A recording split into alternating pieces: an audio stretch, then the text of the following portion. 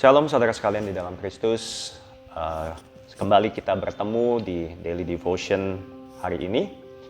Saya berdoa di dalam nama Tuhan Yesus supaya dimanapun saudara berada, selalu dalam keadaan sehat, penuh sukacita dan damai sejahtera yang hanya dari Allah Bapa.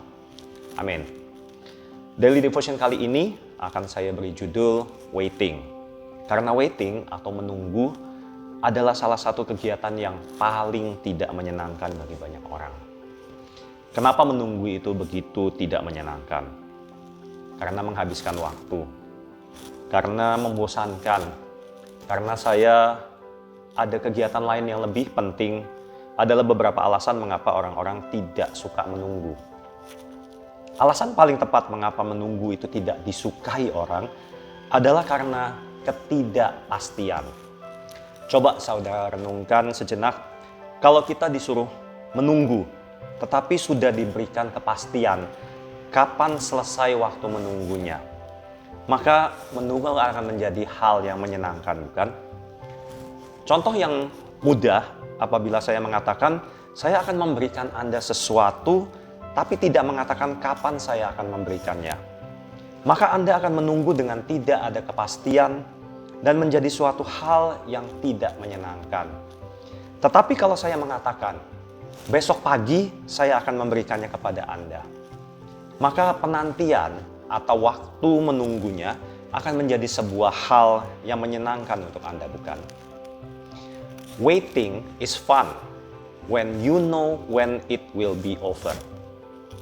Menunggu itu menjadi menyenangkan apabila kita tahu kapan akan selesainya. Di Alkitab ada begitu banyak kisah mengenai menunggu ini. Abraham menunggu janji Tuhan selama 25 tahun untuk kelahiran anaknya Ishak. Yusuf menunggu mimpinya menjadi seorang pemimpin untuk menjadi kenyataan itu selama 13 tahun. Bahkan Tuhan Yesus sendiri itu harus menunggu selama 30 tahun untuk memulai pelayanannya di dunia. Contoh-contoh di atas saya beri waktu, walaupun kita tahu di dalam Alkitab, semua tokoh tersebut kecuali Tuhan Yesus tentunya, harus menunggu bertahun-tahun tanpa ada kepastian kapan penantian mereka akan berakhir. Berapa lama lagi mereka harus menunggu, dan apakah benar janji atau mimpi mereka akan tergenapi. Dan selama menunggu, itu begitu banyak halangan dan rintangan yang harus mereka hadapi. Tetapi satu hal yang harus kita pelajari dari kisah-kisah di Alkitab mengenai menunggu, yaitu percaya akan janji Tuhan. Janji Tuhan itu adalah ya dan amin. Yeremia 29 ayat yang ke-11 berkata, "Sebab aku ini mengetahui rancangan-rancangan apa yang ada padaku mengenai kamu. Demikianlah firman Tuhan, yaitu rancangan damai sejahtera dan bukan rancangan kecelakaan, untuk memberikan kepadamu hari depan yang penuh harapan." Semua yang Tuhan buat di dalam hidup kita itu adalah baik. Kita saja yang seringkali tidak mengerti apa maksud Tuhan di balik semuanya itu. Seringkali kita meminta sesuatu kepada Tuhan, tetapi jawabannya bukanlah ya atau tidak, tetapi tunggu. Menunggu itu bukan berarti Tuhan tidak sayang pada kita. Justru karena Dia terlalu sayang kepada kita, maka Tuhan seringkali menyuruh kita menunggu. Menunggu sampai waktunya Tuhan yang paling tepat. Menunggu sampai kapasitas kita itu sudah mencukupi atau mampu. Menunggu untuk sesuatu yang lebih baik yang sudah Tuhan persiapkan. Tugas kita hanya satu, menunggu dan percaya bahwa Tuhan tahu apa yang terbaik untuk kita. Saat ini manusia di seluruh dunia sedang menunggu kapan pandemi COVID-19 ini akan berakhir. Begitu banyak orang menjadi korban karena wabah ini.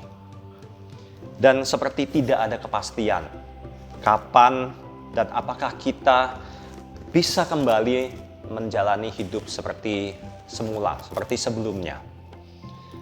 Nah, kalau belakangan ini juga ada berita vaksinasi sudah mulai dilakukan di seluruh dunia, itu sepertinya sudah ada titik terang. Di ujung lorong yang gelap, Penantian yang sebelumnya sepertinya tidak ada akhirnya, sekarang sudah ada kepastiannya. Sudah lebih dari setahun kita semua menunggu untuk bisa beribadah bersama. Menunggu untuk bisa berkumpul bersama keluarga. Menunggu untuk bisa pergi jalan-jalan. Menunggu untuk bisa bersekolah bersama dengan teman-teman. Bukan menunggunya yang harus kita fokuskan, tetapi apa yang kita lakukan selama lebih kurang 1 tahun inilah yang harus menjadi fokus kita. Tuhan menyuruh kita menunggu, beribadah di rumah, bersekolah di rumah, bekerja di rumah, berkumpul dengan keluarga inti lebih banyak di rumah. Cari tahu maksud Tuhan di balik waktu menunggu yang sudah sekitar 1 tahun ini. Dan percayalah bahwa Tuhan selalu punya tujuan yang baik untuk kita. Saya akan tutup dengan satu ayat dari Roma 12 ayatnya yang ke-12. Bersukacitalah dalam pengharapan, sabarlah dalam kesesakan, dan bertekunlah dalam doa. Tuhan Yesus memberkati.